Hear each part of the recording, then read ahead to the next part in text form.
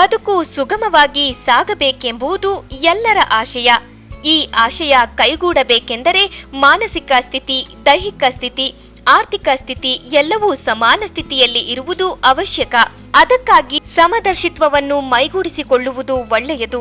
ಅಂದರೆ ಸುಖ ದುಃಖಗಳನ್ನು, ನೋವು ನಲಿವುಗಳನ್ನು, ಜಯಾಪಜಯಗಳನ್ನು, ಸಿಹಿ ಕಹಿಯನ್ನು, ಏರುಪೇರುಗಳನ್ನು, ಲಾಭ ನಷ್ಟಗಳನ್ನು ಸಮಾನವಾಗಿ ಸ್ವೀಕರಿಸುವ ಕಲೆಯನ್ನು ಕರಗತ ಮಾಡಿಕೊಳ್ಳಬೇಕು. ಇದು ಹೇಳುವಷ್ಟು ಸುಲಭವಾದ ಕೆಲಸವಲ್ಲ. ಈ ದಿಸೆಯಲ್ಲಿ ಮಾರ್ಗದರ್ಶನ ಅತ್ಯಗತ್ಯ.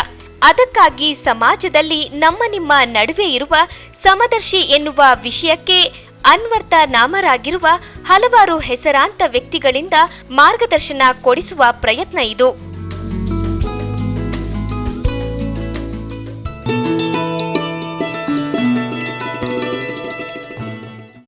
ನಮಸ್ಕಾರ ವೀಕ್ಷಕರೇ, ಇವತ್ತಿನ ಸಮದರ್ಶಿ ಕಾರ್ಯಕ್ರಮಕ್ಕೆ ತಮಗೆಲ್ಲರಿಗೂ ಆತ್ಮೀಯವಾದಂತಹ ಸ್ವಾಗತ. ಇವತ್ತಿನ ಕಾರ್ಯಕ್ರಮದಲ್ಲಿ ನಮ್ಮೊಂದಿಗೆ ಭಾಗವಹಿಸ್ತಕ್ಕಂಥ ಅತಿಥಿ ಯಾರು, ಯಾವ ರೀತಿಯಾದಂಥ ಒಂದು ವಿಚಾರಗಳ ಬಗ್ಗೆ ತಿಳ್ಕೊಳ್ಳೋದಕ್ಕೆ ಪ್ರಯತ್ನ ಪಡ್ತಾ ಇದ್ದೀವಿ. ಒಂದು ತುಣುಕು ಚಿತ್ರವನ್ನು ನೋಡ್ಕೊಂಬರೋಣ. ಮನೆ ಕಟ್ಟಿ ನೋಡು, ಮದುವೆ ಮಾಡಿ ನೋಡು ಎನ್ನುವ ನುಡಿಗಟ್ಟನ್ನ ಎಲ್ಲರೂ ಕೇಳಿರಲಿಕ್ಕೆ ಸಾಕು. ಮನೆ ಕಟ್ಟುವುದೆಂದರೆ ಸುಮ್ಮನೆ 4 ಗೋಡೆಗಳು, 1 ಬಾಗಿಲು, 1 ಸೂರು ಹಾಕುವುದು ಎನ್ನುವುದು ಎಲ್ಲರೂ ಬಲ್ಲ ಮಾತು. ಯಾರೇ ಮನೆ ಕಟ್ಟಿದರೂ ಅದು ಅತ್ಯಂತ ಸುಂದರವಾಗಿರಬೇಕು, ಎಲ್ಲರೂ ಮೆಚ್ಚುವಂತಿರಬೇಕು ಎಂಬ ಆಸೆ ಹೊತ್ತಿರುತ್ತಾರೆ. ಆದರೆ ವಾಸ್ತವದಲ್ಲಿ ಮನೆ ಕಟ್ಟಿ ಮುಗಿಸಿದ ಮೇಲೆ ಲಕ್ಷಾಂತರ ರೂಪಾಯಿ ಖರ್ಚು ಮಾಡಿ ಕಟ್ಟಿದ ಮನೆ ತಾವು ಅಂದುಕೊಂಡಂತೆ ಇಲ್ಲದೆ ಹಲವು ಕೊರತೆಗಳು ಕಂಡುಬಂದು ದಿನನಿತ್ಯ ಪರಿತಪಿಸುತ್ತಾರೆ. ಜನರ ಈ ಬವಣೆಯನ್ನ ತಪ್ಪಿಸಲು ಮನೆಯನ್ನ ಒಳಗೆ ಮತ್ತು ಹೊರಗೆ ಸುಂದರವಾಗಿ ಮನಮೋಹಕವಾಗಿ ಕಾಣುವಂತೆ ಮಾಡುವ ಅನೇಕ ಸಂಸ್ಥೆಗಳು ಇವೆ. ಇದನ್ನು ಇಂಟೀರಿಯರ್ ಡಿಸೈನರ್ಸ್ ಎಂದು ಕರೆಯುವುದು ರೂಢಿ. ಬ್ಲೂ ಸ್ಕೈ ಎನ್ನುವುದು ಇಂತಹದೊಂದು ಸಂಸ್ಥೆ. ಇದು ಬೆಂಗಳೂರಿನ ವಿಲ್ಸನ್ ಗಾರ್ಡನ್ನಲ್ಲಿದೆ. ತನ್ನ ಮೂಲಕ ನೂರಾರು ಮಾಲೀಕರಿಗೆ ಹರ್ಷ ಮತ್ತು ನೆಮ್ಮದಿಯನ್ನ ತಂದಿದೆ. ಅವರ ಕನಸನ್ನು ವಾಸ್ತವಕ್ಕೆ ತಂದು ಅದು ನನಸಾಗುವಂತೆ ಮಾಡುವಲ್ಲಿ ಸಫಲವಾಗಿದೆ.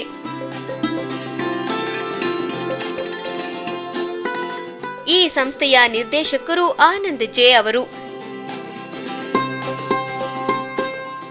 ಇವರು ಮುಂಬೈಯಲ್ಲಿರುವ ದೇಶದ ಪ್ರತಿಷ್ಠಿತ ಡಿಸೈನ್ ಇನ್ಸ್ಟಿಟ್ಯೂಟ್ ಆದ MAACಯಲ್ಲಿ ವ್ಯಾಸಂಗ ಮಾಡಿ ಪದವಿ ಗಳಿಸಿದ್ದಾರೆ. ಗ್ರಾಫಿಕ್ ಡಿಸೈನರ್ ಆಗಿ ತಮ್ಮ ವೃತ್ತಿ ಪ್ರಾರಂಭಿಸಿದ ಇವರು ನಂತರ 3D ವಿಶುವಲೈಸರ್ ಆಗಿ ಕೂಡ ಅನುಭವ ಹೊಂದಿದ್ದಾರೆ. ಆನಂದ್ ಜೆ ಅವರು 2009ರಲ್ಲಿ ಬ್ಲೂ ಸ್ಕೈ ಸಂಸ್ಥೆಯನ್ನ ಹುಟ್ಟುಹಾಕಿದರು. ಇಲ್ಲಿಯವರೆವಿಗೂ 500ಕ್ಕೂ ಹೆಚ್ಚು ಡಿಸೈನ್ ಪ್ರಾಜೆಕ್ಟ್ಗಳನ್ನ ಪೂರ್ಣಗೊಳಿಸಿ ಈ ಕ್ಷೇತ್ರದಲ್ಲಿ ಉತ್ತಮ ಸಾಧನೆ ನಡೆಸಿದ್ದಾರೆ. ಈ ಸಾಧನೆಯ ಕುರುಹಾಗಿ ಅನೇಕ ಪ್ರಶಸ್ತಿಗಳಿಗೂ ಭಾಜನರಾಗಿದ್ದಾರೆ. ಬ್ಲೂ ಸ್ಕೈನಲ್ಲಿ ಆನಂದ್ ಜೆ ಅವರ ಕಲ್ಪನೆಯನ್ನು ಸಾಕಾರಗೊಳಿಸಲು ಉತ್ಸಾಹಿ ಯುವ ತಂಡವೇ ಇದೆ. ಇವರಲ್ಲಿ ಪ್ರತಿಯೊಬ್ಬರೂ ತಮ್ಮ ತಮ್ಮ ಕ್ಷೇತ್ರದಲ್ಲಿ ನುರಿತರಾಗಿದ್ದಾರೆ. ಇವರೆಲ್ಲರ ಸಹಕಾರ ಆನಂದ್ ಜೆ ಅವರ ಬೆನ್ನಿನ ಹಿಂದಿರುವ ಶಕ್ತಿ. ಹಾಗಾಗಿ ಆನಂದ್ ಅವರು ತಮ್ಮ ಗ್ರಾಹಕರ ಮನೋಭಿಲಾಷೆಯನ್ನ ಅರಿತುಕೊಂಡು ಪ್ರಾಜೆಕ್ಟ್ಗಳನ್ನ ಸಕಾಲದಲ್ಲಿ ಪೂರೈಸಲು ಸಮರ್ಥರಾಗಿದ್ದಾರೆ. ಇಂದಿನ ಕಾರ್ಯಕ್ರಮದಲ್ಲಿ ಆನಂದ್ ಜೆ ಅವರು ಇಂಟೀರಿಯರ್ ಡಿಸೈನ್ ಬಗ್ಗೆ, ಅವುಗಳ ಸಾಧಕ ಬಾಧಕಗಳ ಬಗ್ಗೆ ಮಾತನಾಡಲಿದ್ದಾರೆ. ನಮಸ್ಕಾರ, ಕಾರ್ಯಕ್ರಮಕ್ಕೆ ಸ್ವಾಗತ. ನಮಸ್ಕಾರ. ಇವತ್ತಿನ ಕಾರ್ಯಕ್ರಮದಲ್ಲಿ ನಾವು ಹೆಚ್ಚಾಗಿ ಇವಾಗ ಈ ಇಂಟೀರಿಯರ್ ಬಗ್ಗೆ ಮಾತಾಡೋದಕ್ಕೆ ಅಂತ ಹೇಳಿ ಪ್ರಯತ್ನ ಪಡ್ತಾ ಇದ್ದೀವಿ, ಇವಾಗ ತಾನೇ ನೋಡಿದ ಹಾಗೇನೆ.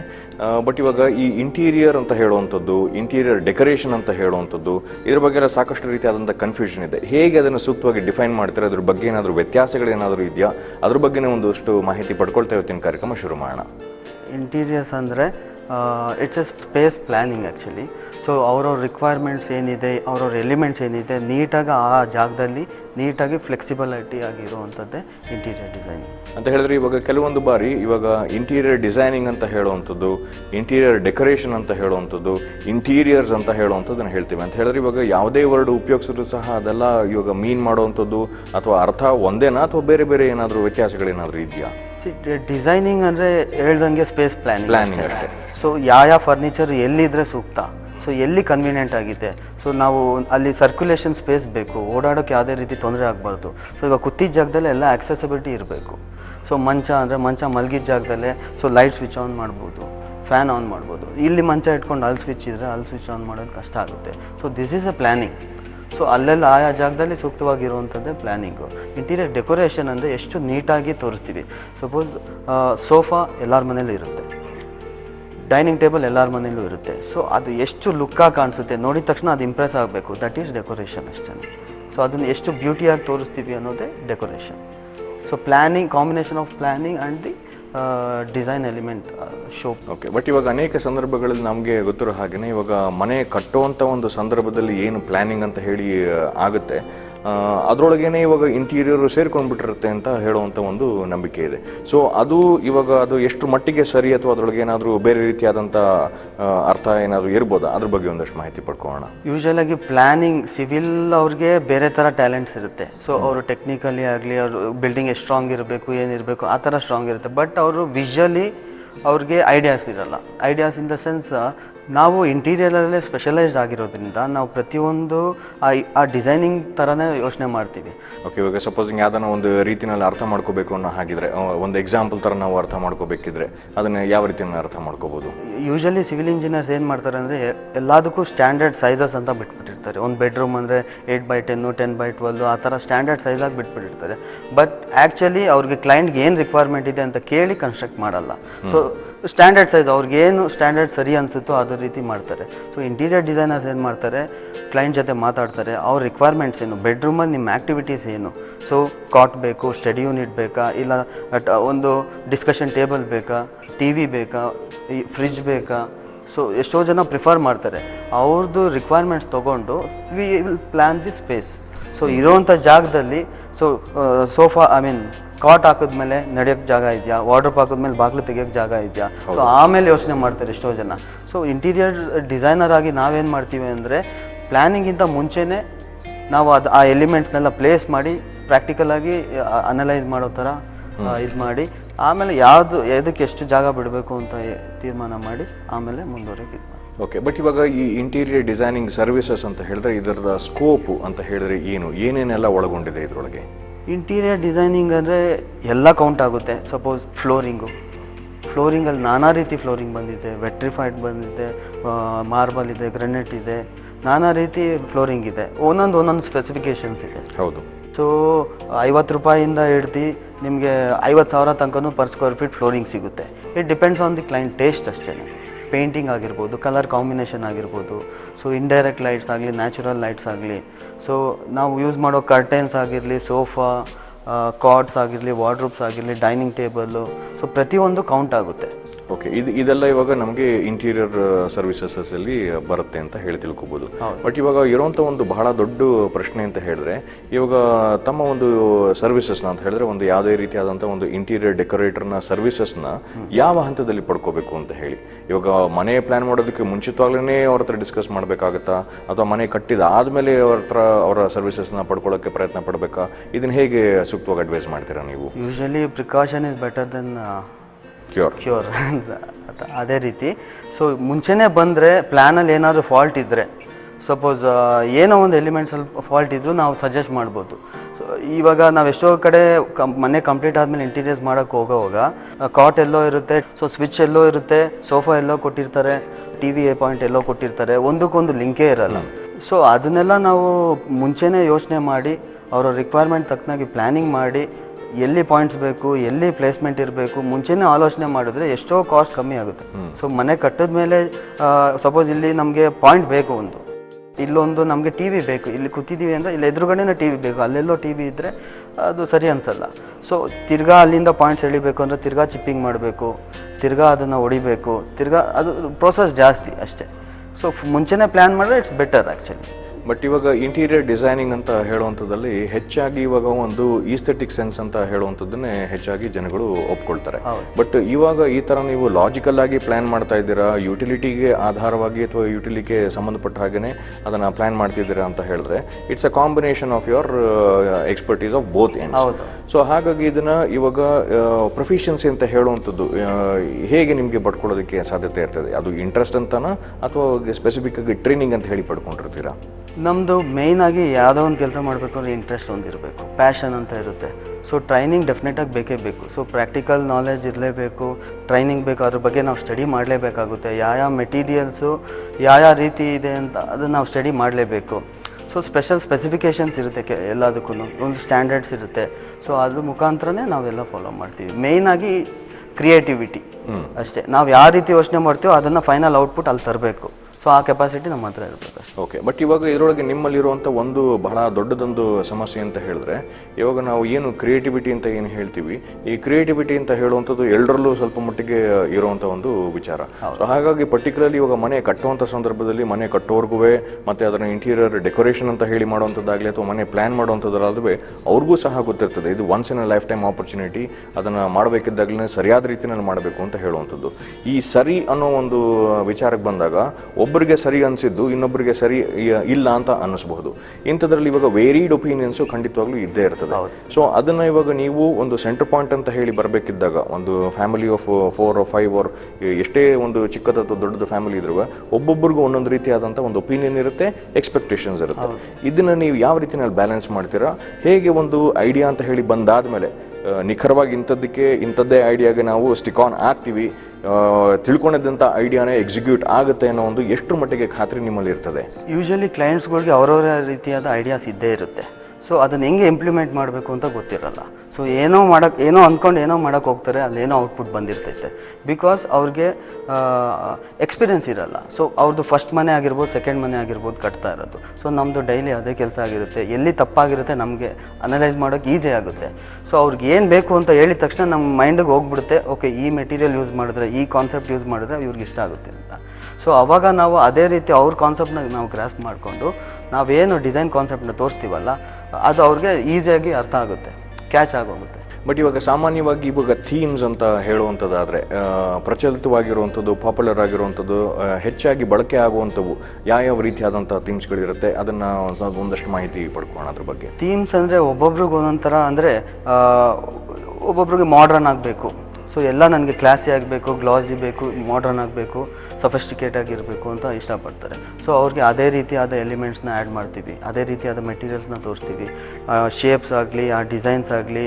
ಸೊ ಎಲ್ಲ ಅದು ಮಾಡ್ರನ್ ಸ್ಟೈಲಲ್ಲೇ ಹೋಗ್ತೀವಿ. ಸೊ ಇನ್ನೊಬ್ರು ಇರ್ತಾರೆ ಪುರಾತನ ಕಾಲದ ಥರ ಇರಬೇಕು ನನಗೆ, ಅವ್ರು ಮಾಡರ್ನ್ ಆಗಿದ್ರು ಬಟ್ ಅವ್ರ ಮನೆ ಆ ಥರ ಕಾನ್ಸೆಪ್ಟಲ್ಲಿ ಇರಬೇಕು, ರಾಜ ಮಹಾರಾಜರ ಕಾಲದಲ್ಲಿ ಇತ್ತಲ್ಲ ಆ ಥರ ಬೇಕು ಅಂತಾರೆ. So that is classical style. So ಒಬ್ಬೊಬ್ರಿಗೆ ಒಂದೊಂದು ಥರ ಇಂಟ್ರೆಸ್ಟ್ ಇರ್ತೈತೆ, ಅವ್ರ ಇಂಟ್ರೆಸ್ಟ್ ನಮಗೆ ಬೇಕು. ಸೊ ಆವಾಗ ಗೊತ್ತಾದರೆ ನಮಗೂ ಪ್ಲ್ಯಾನ್ ಮಾಡೋಕ್ಕೆ ಈಸಿ ಆಗುತ್ತೆ. ಸೊ ಅವ್ರು ಕ್ಲಾಸಿಕಲ್ ಇಷ್ಟ ಆಗಿರೋರಿಗೆ ನಾನು ಹೋಗ್ಬಿಟ್ಟು ಮಾಡ್ರನ್ದು ಇದು ನೋಡಿ ಅಂದರೆ ಇಲ್ಲ ನನಗೆ ಇಷ್ಟ ಆಗಲ್ಲ ಅಂತ ಫ್ರ್ಯಾಂಕಾಗಿ ಹೇಳ್ತಾರೆ. ಬಿಕಾಸ್ ಅವ್ರ ಮೆಂಟಾಲಿಟಿ ಬೇರೆ ಇರ್ತೈತೆ. ಸೊ ನಾವು ಮಾಡರ್ನ್ ಆಗಿರೋರ ಹತ್ರ ಹೋಗ್ಬಿಟ್ಟು ಹಳೆ ಕಾಲದ ಥರ ಡಿಸೈನ್ ತೋರಿಸಿದ್ರೆ ದೇ ವೋಂಟ್ ಲೈಕ್. ಸೊ ಇವ್ರಿಗೇನು ಗೊತ್ತಿಲ್ಲ, ಅದ್ರ ಬಗ್ಗೆ ನಾಲೆಜ್ ಇಲ್ಲ ಅಂತಲೇ ಜಡ್ಜ್ ಮಾಡ್ತಾರೆ. So first I will understand there mentality. So ನಿಮ್ಗೆ ಯಾವ ರೀತಿ ಬೇಕು. ಸೊ ಅದಕ್ಕೋಸ್ಕರ ನಾನು ನಾನಾ ರೀತಿ ಸ್ಯಾಂಪಲ್ಸ್ ತೋರಿಸ್ತೀನಿ, ಸ್ಯಾಂಪಲ್ಸ್ ಇಮೇಜಸ್ ತೋರಿಸ್ತೀನಿ. ಸೊ ನಾನಾ ರೀತಿ ನಾವು ಮಾಡಿರೋವಂಥ ಕೆಲಸಗಳ್ನ ತೋರಿಸ್ತೀನಿ ಅವ್ರಿಗೆ. ಅದನ್ನ ನೋಡಿದಾಗ ಅವ್ರು ಯಾವುದನ್ನ ಇಷ್ಟಪಡ್ತಾ ಇದ್ದೀರೋ ಅದೇ ಬೇಸಿಸ್ ಮೇಲೆ ನಾನು ಅವ್ರಿಗೆ ಡಿಸೈನ್ಸ್ ಕೊಡ್ತೀನಿ. ಅದ್ರ ಬಗ್ಗೆ ನಾವು ಮಾತಾಡೋಣ. ಕಾರ್ಯಕ್ರಮದಲ್ಲಿ ಒಂದು ಸಣ್ಣ ವಿರಾಮ ತಗೋಣ. ವಿರಾಮದ ನಂತರ ಸಮದರ್ಶಿ ಕಾರ್ಯಕ್ರಮಕ್ಕೆ ವಾಪಸ್ ಬರೋಣ.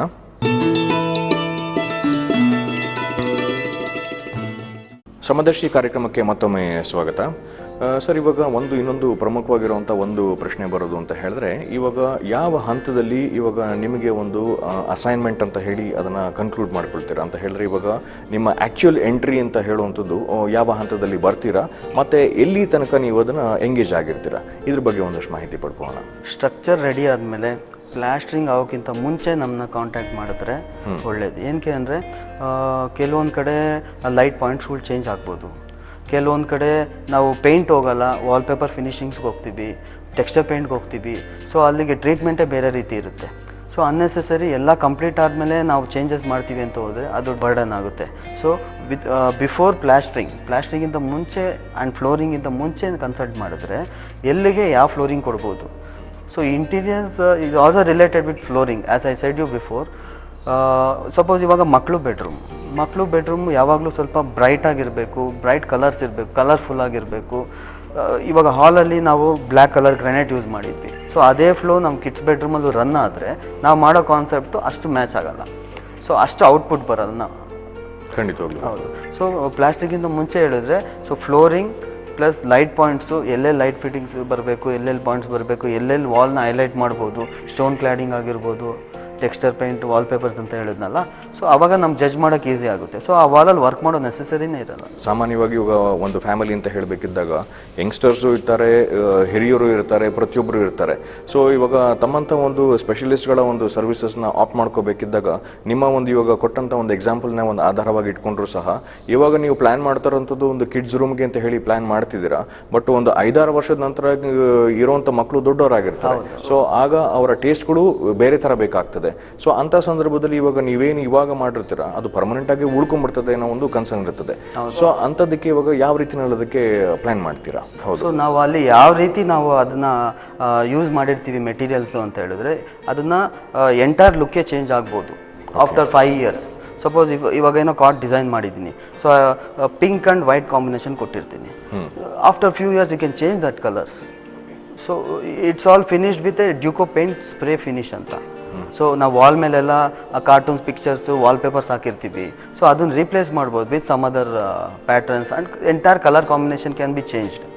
ಸೊ ಅವ್ರದ್ದು ರಿಕ್ವೈರ್ಮೆಂಟ್ಸ್ ಏನು ಚೇಂಜ್ ಆಗಲ್ಲ, ಬಟ್ ಟೇಸ್ಟ್ ಚೇಂಜ್ ಆಗುತ್ತೆ. Taste is what only A colour combination and the look and feel how they feel once they enter the room ಅಷ್ಟೇ. ಸೊ ಅದನ್ನು ಚೇಂಜ್ ಮಾಡ್ಬೋದು. ಓಕೆ. ಇವಾಗ ಇನ್ನೊಂದು ಪ್ರಮುಖವಾಗಿರುವಂಥದ್ದು ಮಹಿಳೆಯರಿಗೆ ಅಂತ ಹೇಳಿದ್ರೆ ಅವರ ಒಂದು ಕಿಚನ್ ಅಂತ ಹೇಳುವಂಥದ್ದು. ಸೊ ಈ ಕಿಚನ್ನಲ್ಲಿ ಇವಾಗ ಪರ್ಮಿಟೇಷನ್ ಕಾಂಬಿನೇಷನ್ ಅಂಥದ್ದು ಬಹಳಷ್ಟು ಇದೆ. ಇವಾಗ ಕೆಲವರಿಗೆ ಇವಾಗ ಸ್ವಲ್ಪ ನೀವು ಹೇಳಿದ ಹಾಗೆಯೇ ಇವಾಗ ಕಾಂಬಿನೇಷನ್ ಆಫ್ ನಿಮ್ಮ ಹಳೆ ಸ್ಟೈಲು ಬೇಕಾಗ್ಬೋದು, ಮಾಡರ್ನ್ ಎಕ್ವಿಪ್ಮೆಂಟು ಬೇಕಾಗ್ಬೋದು. ಇಂಥದ್ದನ್ನು ಹೇಗೆ ಸೂಕ್ತ ಬ್ಯಾಲೆನ್ಸ್ ಮಾಡ್ತೀರಾ? ಈವೊಂದು ಎಲ್ಲ ಫ್ಯಾಮಿಲಿ ಜೊತೆ ಕುತ್ಕೊಂಡು ಡಿಸ್ಕಸ್ ಮಾಡ್ತೀನಿ ಎಂಟೈರ್ ಪ್ಲ್ಯಾನು.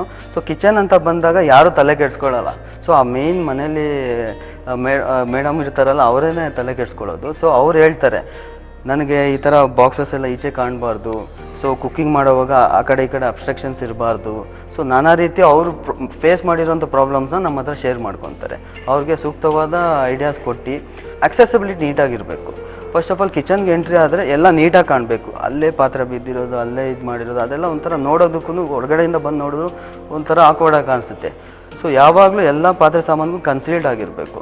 ಸೊ ಸ್ಟೋರೇಜ್ ಇದ್ದರೂ ಅದು ಸ್ಟೋರೇಜ್ ಥರ ಕಾಣಬಾರ್ದು, ಏನೋ ಒಂದು ಡಿಸೈನ್ ಎಲಿಮೆಂಟ್ ಥರ ಕಾಣಿಸ್ಬೇಕು. ಸ್ಟವ್ ಇಲ್ಲಿದ್ದರೆ ನಮಗೆ ಚೌಟಾಗಲಿ ಸ್ಪೂನ್ಸ್ ಆಗಲಿ ಎಲ್ಲ ಕೈಗೆ ಸಿಗಬೇಕು. ಇಲ್ಲಿ ಸ್ಟವ್ ಇಟ್ಕೊಂಡು ನಾವು ಅಲ್ಲಿಂದ ಓಡಿ ಬರಬಾರ್ದು.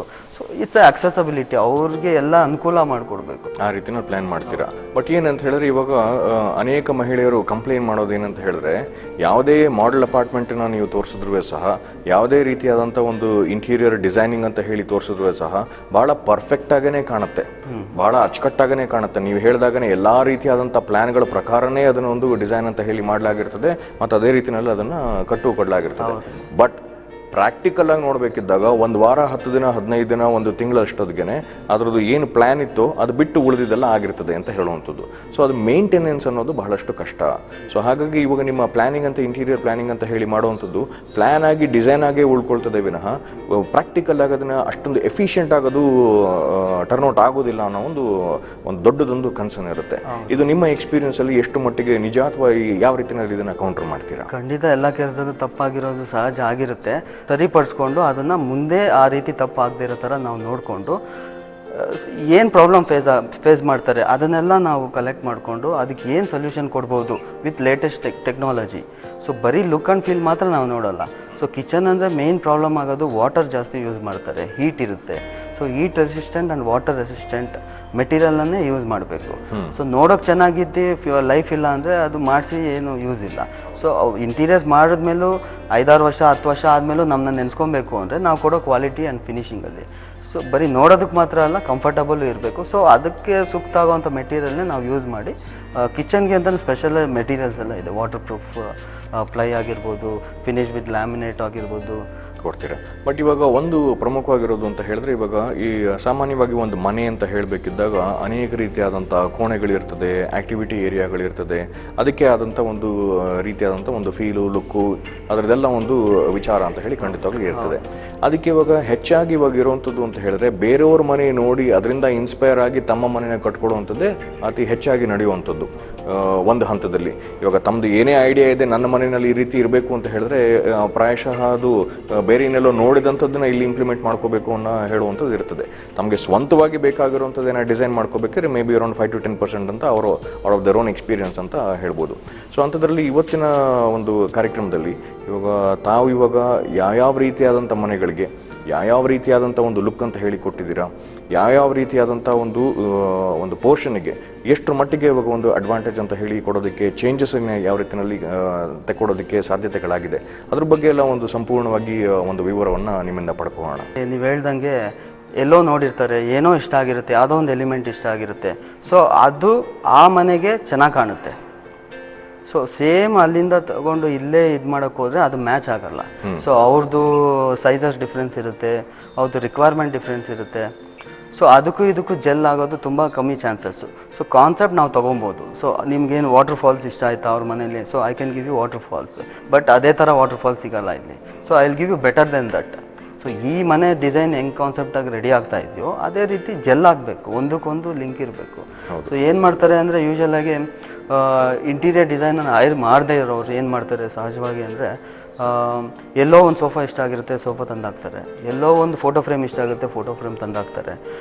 ಫೈನಲಾಗಿ ಎಲ್ಲ ಹಾಕಿದ್ಮೇಲೆ ಯಾರನ್ನ ಸಡನ್ನಾಗಿ ಬಂದು ನೋಡಿದ್ರೆ ಒಂದಕ್ಕೊಂದು ಲಿಂಕೇ ಇರಲ್ಲ. ಸೊ ಪಿಂಕ್ ಕಲರ್ ಸೋಫಾ ಹಾಕಿರ್ತಾರೆ, ಯಾವುದೋ ಬೇರೆ ಕಲರು ವಾಲ್ ಫ್ರೇಮ್ ಹಾಕಿರ್ತಾರೆ, ವಾಸ್ ಇಟ್ಟಿರ್ತಾರೆ. ಸೊ ಒಂದಕ್ಕೊಂದು ಸಂಬಂಧನೇ ಇರಲ್ಲ. ಮೇಯ್ನಾಗಿ ಏನು ಅವ್ರಿಗೆ ಏನು ಬೇಕೋ ಅದನ್ನು ನಾವು ಕೊಡ್ತೀವಿ, ಬಟ್ ಅದು ಡಿಸೈನ್ ರೀತಿಯಲ್ಲೂ ಮ್ಯಾಚ್ ಆಗೋ ರೀತಿಯಲ್ಲಿ ಕೊಡ್ತೀವಿ. ಅದ್ರ ಬಗ್ಗೆ ನಾವು ಮಾತಾಡೋಣ. ಕಾರ್ಯಕ್ರಮದಲ್ಲಿ ಒಂದು ಸಣ್ಣ ವಿರಾಮ ತಗೋಣ. ವಿರಾಮದ ನಂತರ ಸಮದರ್ಶಿ ಕಾರ್ಯಕ್ರಮಕ್ಕೆ ವಾಪಸ್ ಬರೋಣ.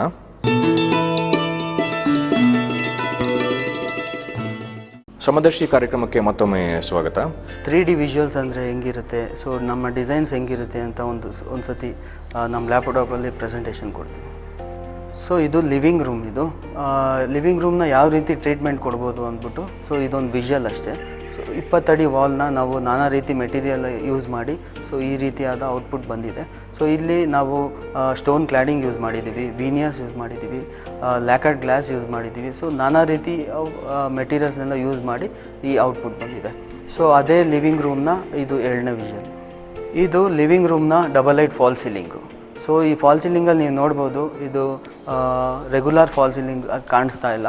ಬಿಕಾಸ್ ನಾವು ನಾನಾ ರೀತಿ ಮೆಟೀರಿಯಲ್ ಯೂಸ್ ಮಾಡಿದ್ದೀವಿ, ವಾಲ್ಪೇಪರ್ ಯೂಸ್ ಮಾಡಿದ್ದೀವಿ, ವುಡ್ ಯೂಸ್ ಮಾಡಿದ್ದೀವಿ, ಫಾಲ್ ಸೀಲಿಂಗ್ POP ಯೂಸ್ ಮಾಡಿದ್ದೀವಿ. ಸೊ ನಾನಾ ರೀತಿ ಮಿಕ್ಸ್ಚರ್ ಮಾಡಿದ್ದೀವಿ. ಇದು ಸ್ಟಡಿ ರೂಮ್.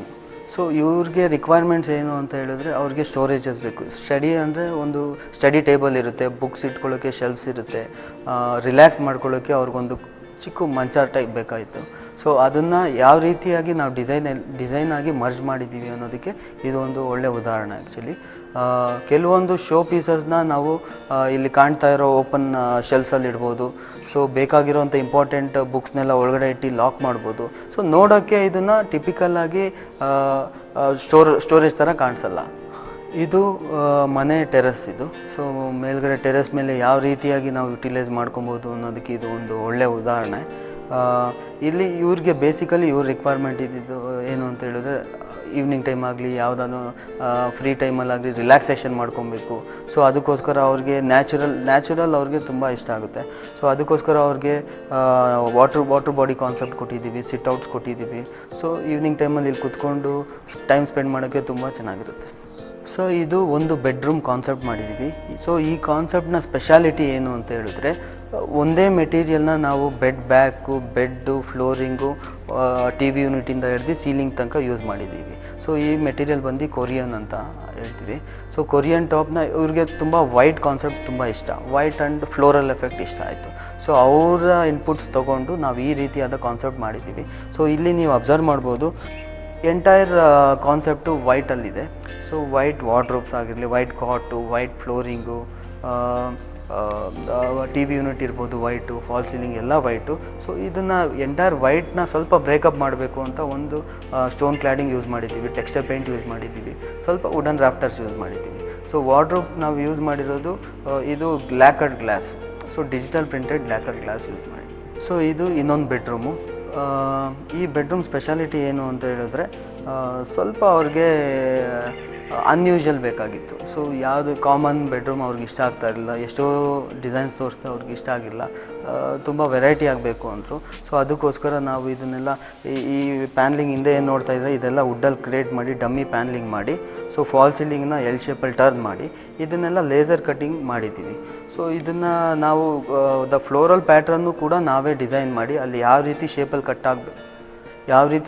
ಕಟ್ ಆಗಬೇಕು ಅಂತ ನೋಡಿಕೊಂಡು ಅದೇ ರೀತಿಯಾಗಿ ಡಿಸೈನ್ ಮಾಡಿ, ಸೊ ಒಳಗಡೆ ಅಕ್ರಲಿಕ್ ಶೀಟ್ ಹಾಕಿ ಲೈಟಿಂಗ್ ಎಫೆಕ್ಟ್ಸ್ ಎಲ್ಲ ಕೊಟ್ಟಿದ್ದೀವಿ.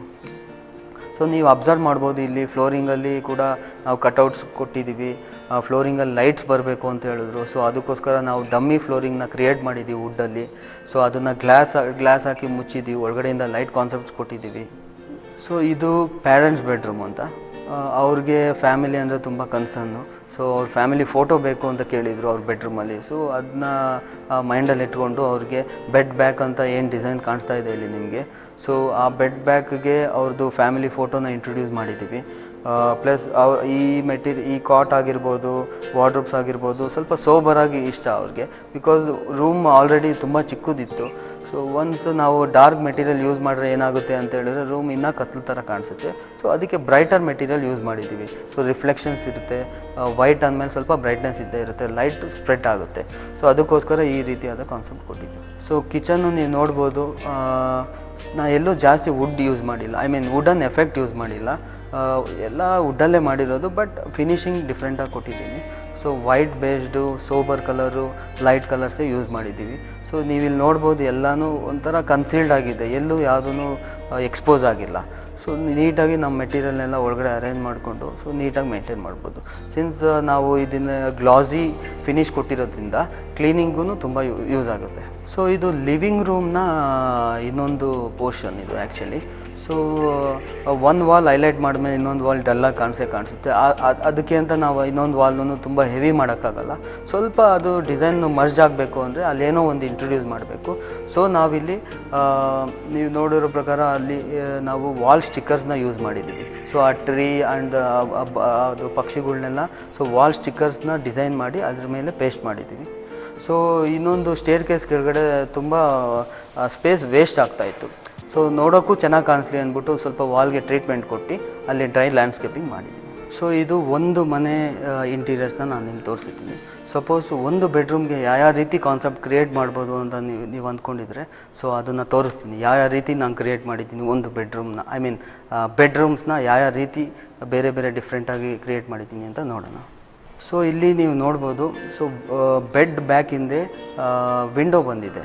ಸೊ ವಿಂಡೋನ ಹೈಲೈಟ್ ಮಾಡೋಕ್ಕೋಸ್ಕರ ನಾವು ವುಡನ್ ಪ್ಯಾನಲಿಂಗ್ ಮಾಡಿದ್ದೀವಿ.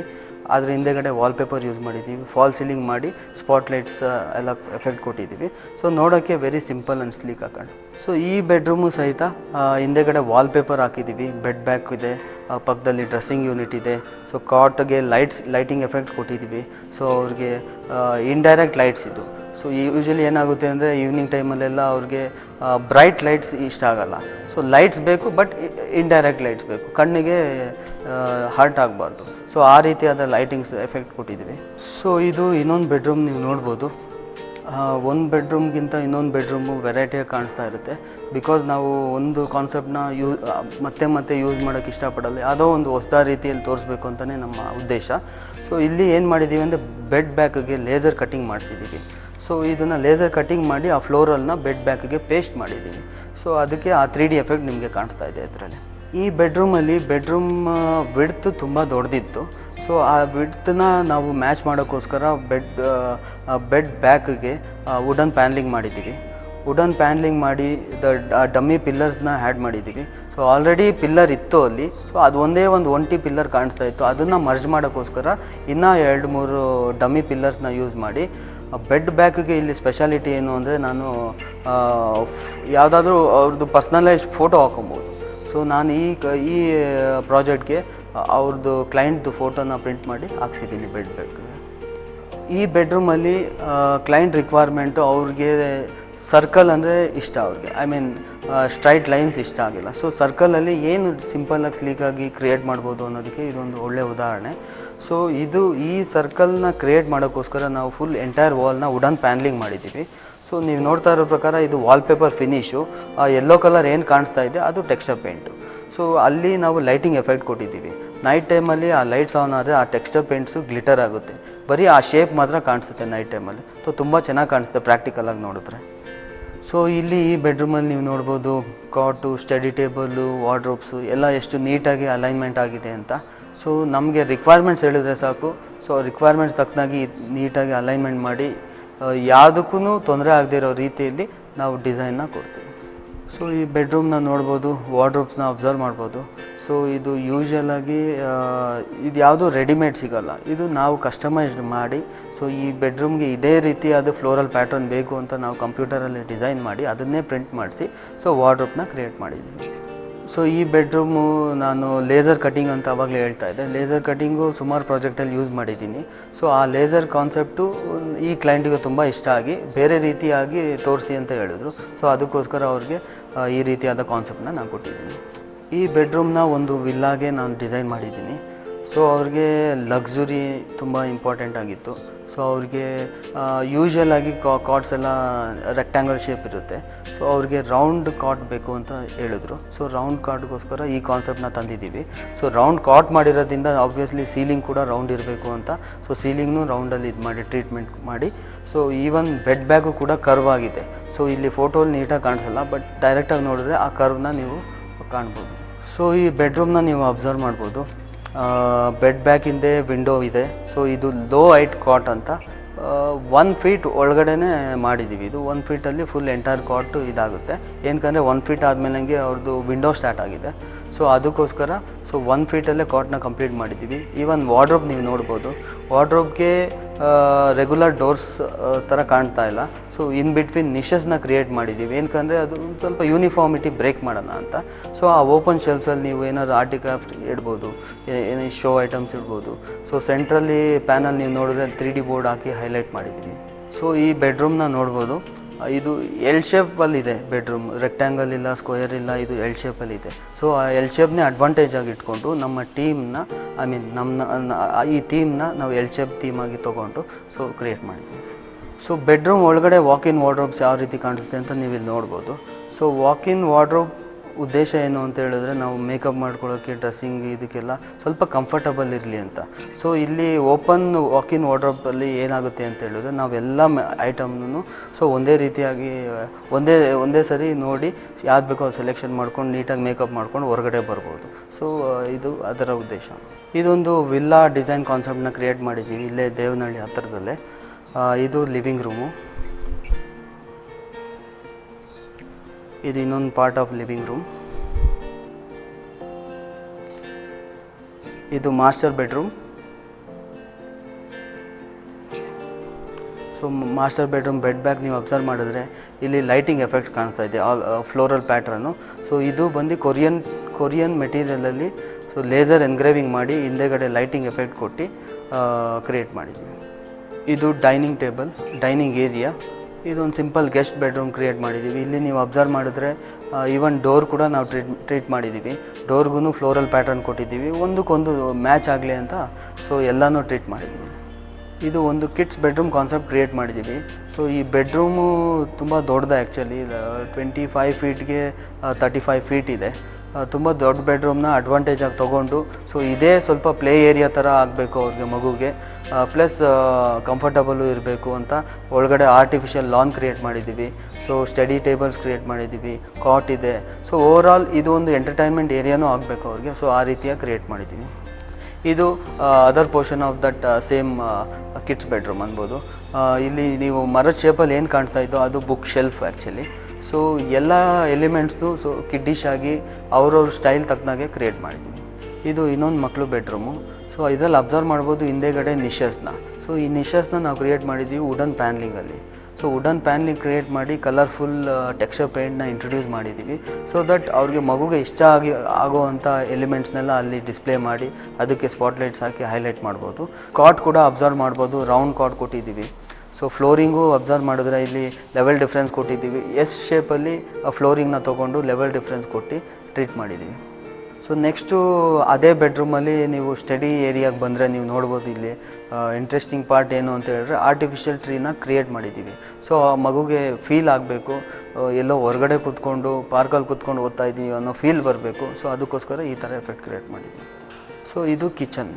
ಸೊ ಎಲ್ ಶೇಪ್ ಕಿಚನ್ನ ನೀವು ನೋಡ್ಬೋದು ಇಲ್ಲಿ. ಸೊ ಒಂದು ಸ್ವಲ್ಪ ಗ್ಲಾಸಸ್ ಇಂಟ್ರೊಡ್ಯೂಸ್ ಮಾಡಿದ್ದೀವಿ, ಕನ್ಸಿಲ್ಡ್ ಡ್ರಾಯರ್ಸ್ನ ಇಂಟ್ರೊಡ್ಯೂಸ್ ಮಾಡಿದ್ದೀವಿ, ಟ್ಯಾಂಡಮ್ ಬಾಕ್ಸಸ್ ಇಂಟ್ರೊಡ್ಯೂಸ್ ಮಾಡಿದ್ದೀವಿ. ಸೊ ಓವರಾಲ್ ಇವಾಗ ಲೇಟೆಸ್ಟಾಗಿ ಏನೇನು ಆಕ್ಸೆಸರೀಸ್ ಸಿಗುತ್ತೋ ಅದನ್ನೆಲ್ಲ ನಾವು ಯುಟಿಲೈಸ್ ಮಾಡಿಕೊಂಡು ಈ ಕಿಚನ್ನ ಕ್ರಿಯೇಟ್ ಮಾಡಿದ್ದೀವಿ. ಅದ್ರ ಬಗ್ಗೆ ನಾವು ಮಾತಾಡೋಣ. ಕಾರ್ಯಕ್ರಮದಲ್ಲಿ ಒಂದು ಸಣ್ಣ ವಿರಾಮ ತಗೋಣ. ವಿರಾಮದ ನಂತರ ಸಮದರ್ಶಿ ಕಾರ್ಯಕ್ರಮಕ್ಕೆ ವಾಪಸ್ ಬರೋಣ.